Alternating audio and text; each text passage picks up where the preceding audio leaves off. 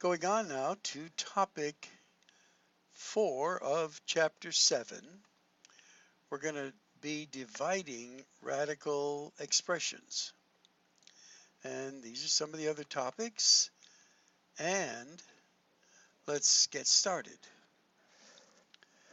Now, when you are dividing, the key thing is to keep in mind that you can separate the top and the bottom as they show here.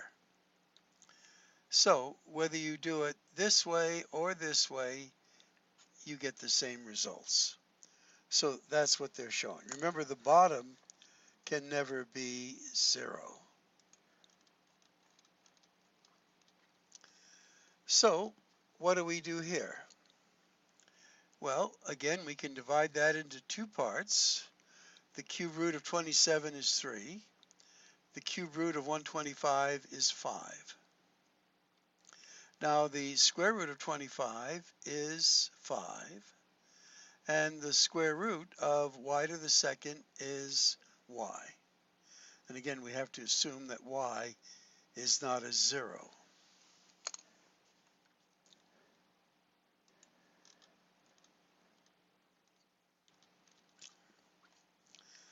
So for example 2, we're going to use much the same technique we did before. Divide it into two parts.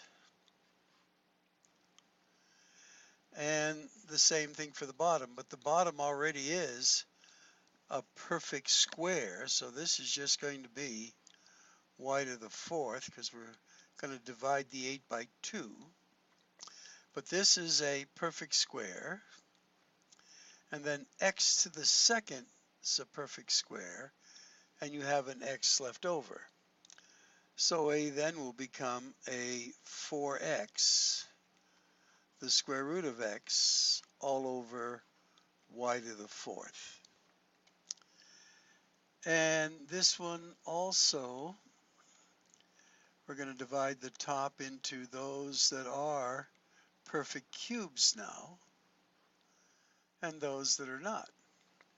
Well, 27 is a perfect cube. Y to the what is a perfect cube? So it would be multiples of 3, so y to the 12th, and then you have y to the second left over.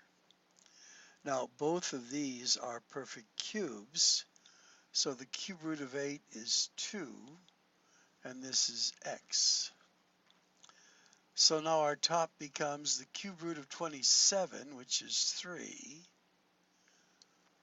y to the divide by 3 4th, the cube root of y squared, all over 2x.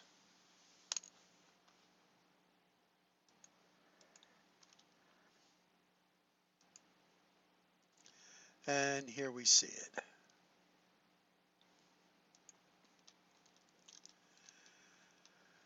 Now, when we divide, we could put them like this, but we could also put them under the common radical, where we can actually do division. 5 goes into 80 16 times. Now, the square root of 16 is 4. And here we can do some separation. Again, 2 will go into 32 16 times. And then we want to divide, remember there's a 5 out there, 16 into 2 factors, where 8 is a perfect cube times 2. That's what they're showing. Then you take the cube root of 8 is 2, so you get 5 times 2 times the third root of 2. So this will give you 10, the third root of 2. Let's raise it up a little bit. It's nice to get stuff that's a little easier than some of the things we've been doing.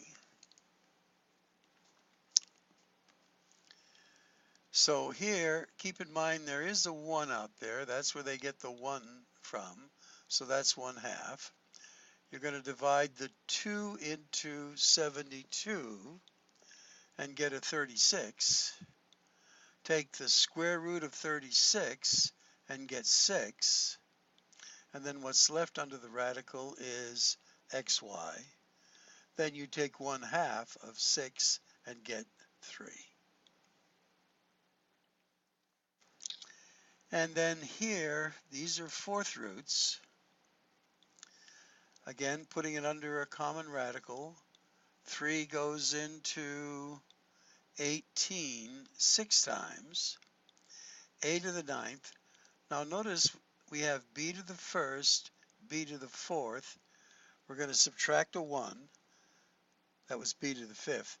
This will give us b to the 4th. And then we can divide them into factors that are perfect fourths and whatever's left. So now we just divide that by 4 and get a 2. This gives us just a b, and then the 4th root of 6a.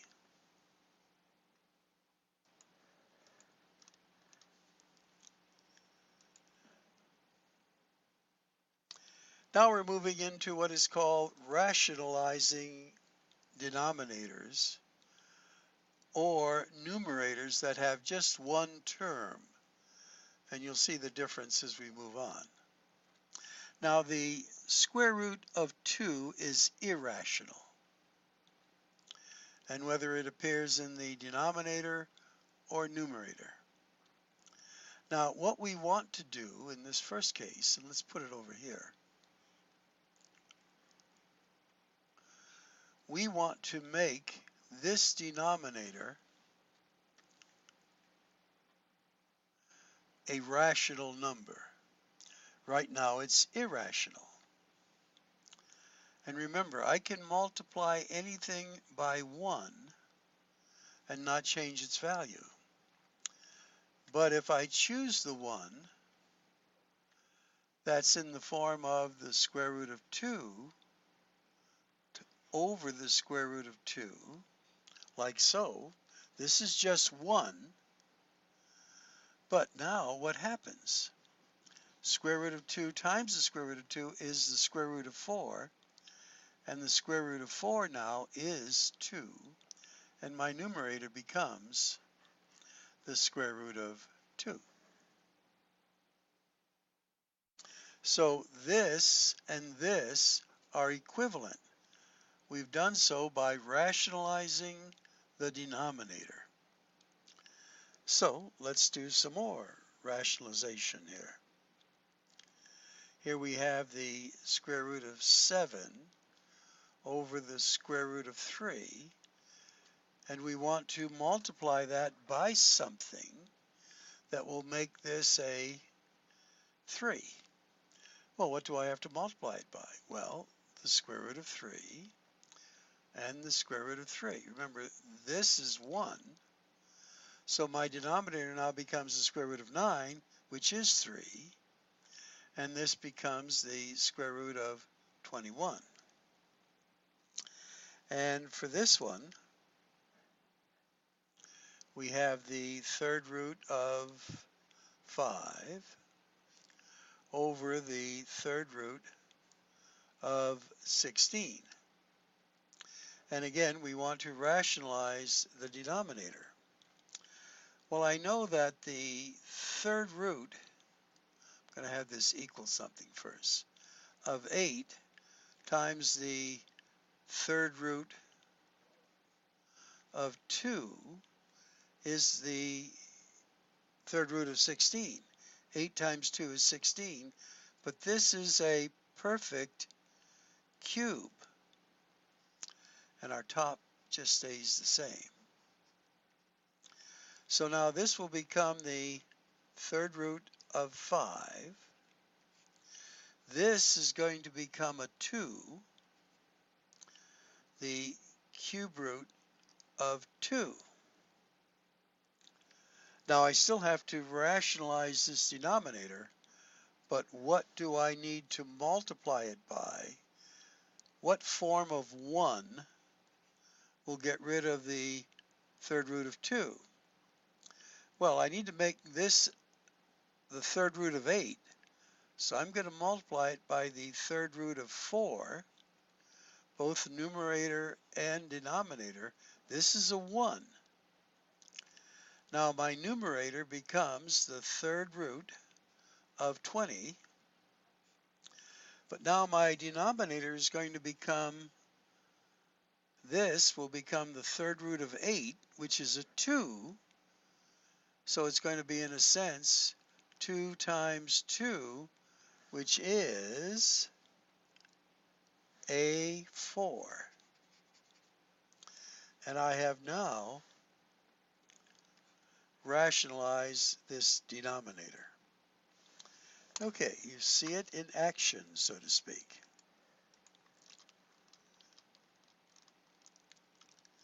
And there we have it. And they've done it similar to what I've done. Not quite the same way, but we got the same results. Remember, there are more than one way to do something. Okay, let's do letter A here. And I like working these out too. So this is going to be the square root of 4, which is 2. So let's put the 2 right there here. So this is going to be 2 over the square root of 5b. So in order to make this a perfect square, I have to multiply it by the square root of 5b, and I have to do the top the same way, square root of 5b. This is your 1.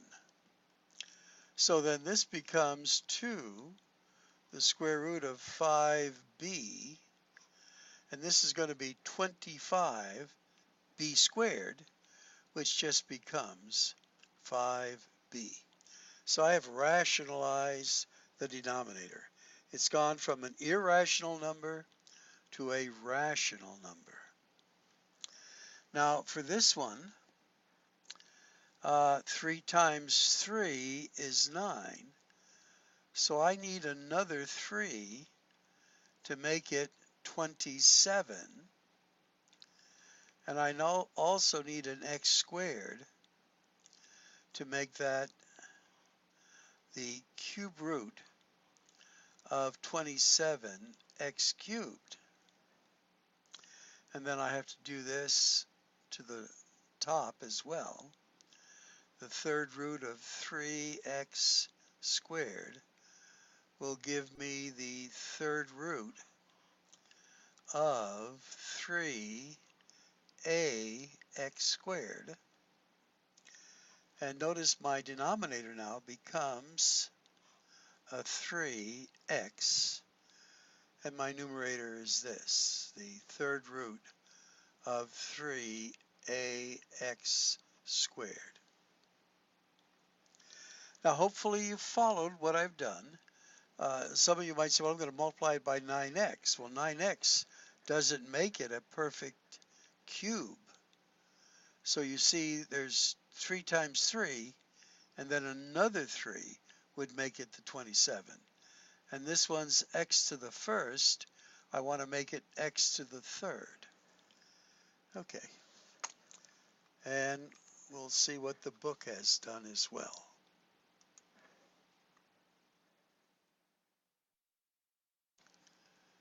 And that's the first one we did. And this is the one we just finished. Okay? Now, here they're asking us to do pretty much the same thing, but now rationalize the numerator. Okay, well, over here we had the square root of 7 over the square root of 5. So what will we multiply the numerator by? Some form of 1 that'll make this, let's say, a 7. Well, it would be the square root of 7. So our denominator here will be the square root of 35. And that's what they have. And then here, to make this a perfect cube, we're going to multiply the numerator by, what do you think? There's 2 times 2, so we need another 2 to make it an 8. And this is a to the second. We're going to have to multiply it by just an a. And this has to be a 1.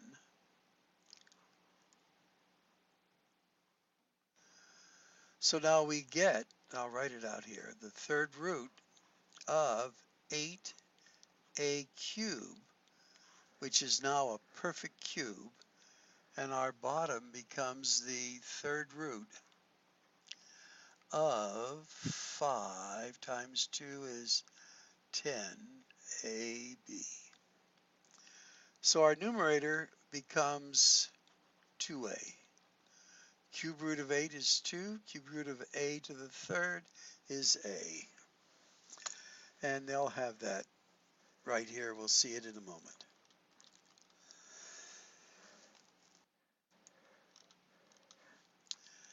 Okay. Now, did we miss something?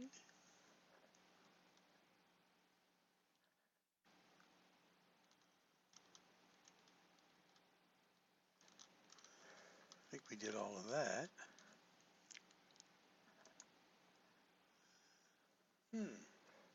Well, these were just one term. All right, so in a sense, that's it. And maybe in the section we're skipping. Now, this is section 7.5, and I'm going to do just a little review of that, even though it's not in our curriculum, because theoretically we really need to know how to do some of these. And if we had the cube root, or the square root of 8, minus 2, the square root of 2, and we're asked to add these radicals together. Well, if the coefficients were if the radicands were the same, there'd be no problem, but it doesn't look like they are. But notice what we can do to this. If we use what we just learned, this is 3, the square root of 4 times the square root of 2 minus 2, the square root of 2. There we are, back on track. What is the square root of 4? It's 2. So this is a 2. 2 times 3 is 6, the square root of 2 now, minus 2, the square root of 2. So here, once we get like terms, so to speak, this will become 4, the square root of 2.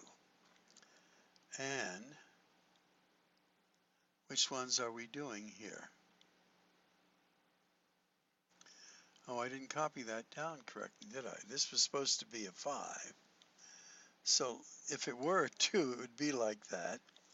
Let me just straighten that out here.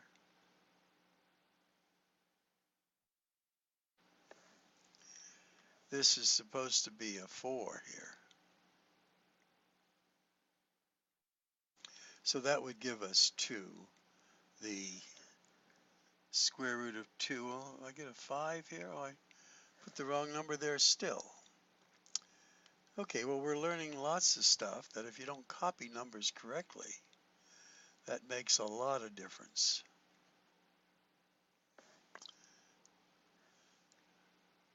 This is a 5. There we go. So 6 minus 5 is 1. And normally we don't write the 1.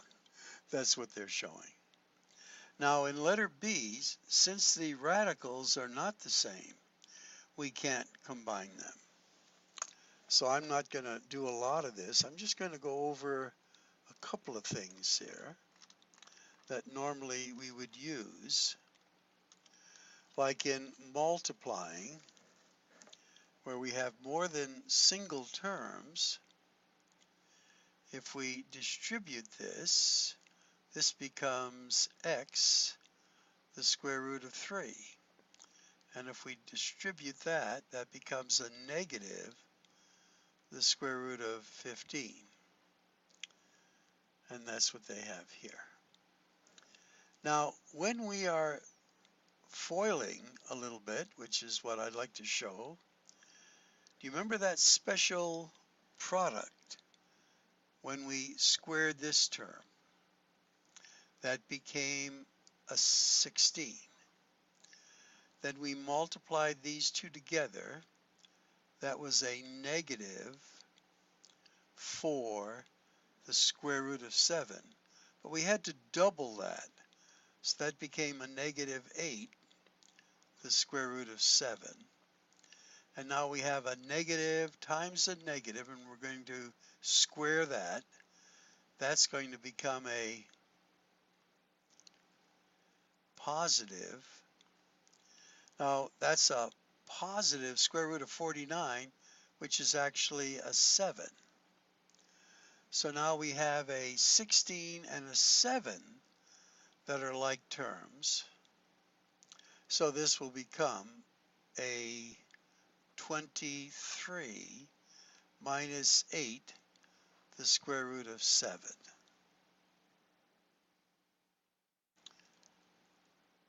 So 16 plus 7 is 23. Okay, now this is all in your textbook, but again, this is enrichment right now because they didn't ask us to do this section. And there is that. Now, one of the things I'd like to show you, because it's sort of important,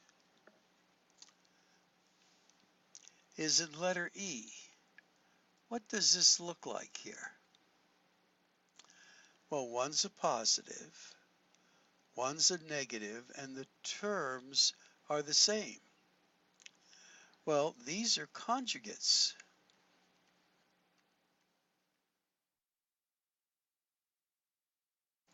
And conjugates, what happens when you multiply them, the middle terms cancel out. So the square root of a times the square root of a is the square root of a squared, which is just plain a.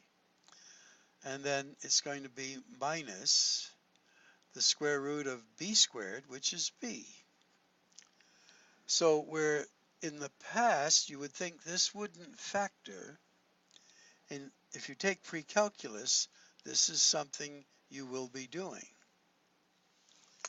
And then there's one other thing, or maybe they're not doing it here. We're going to rationalize the denominator. I want to show you this. Now, the key to rationalizing a denominator when it's two terms is we're going to multiply it by something special that also has two terms and is the conjugate.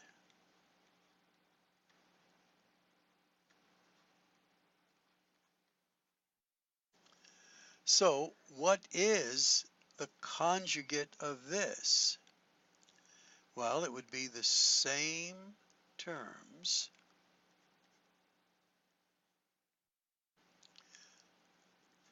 but opposite sign.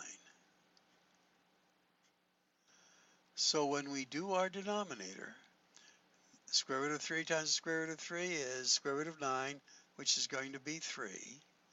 And this is going to be a negative x squared. And then we just distribute this, and we distribute that. And this will become 4, the square root of 3, minus 4x. And there we have it. Notice we had an irrational number in the denominator. We multiplied the denominator by its conjugate. There it is. Okay, they're finally using the word. All right. Well, that's as far as I'm going to add on to this. Just a little something. Again, this won't be in our curriculum, but is something you should be a little familiar with.